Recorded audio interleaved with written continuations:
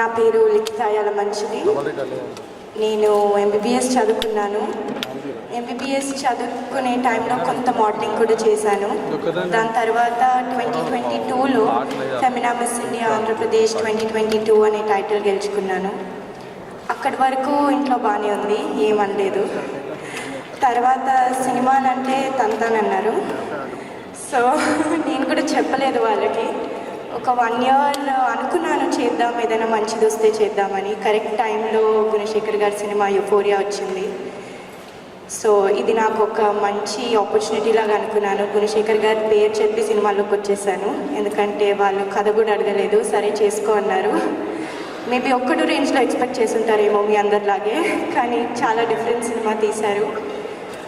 Sir, thank you so much for the opportunity. And Neelima గారికి, రాగిణి మ్యామ్కి, యుక్తా గారికి thank you for doing this and for more women coming into the industry. It is really very proud and we feel so much safer and so much happy to be associated with this entire team.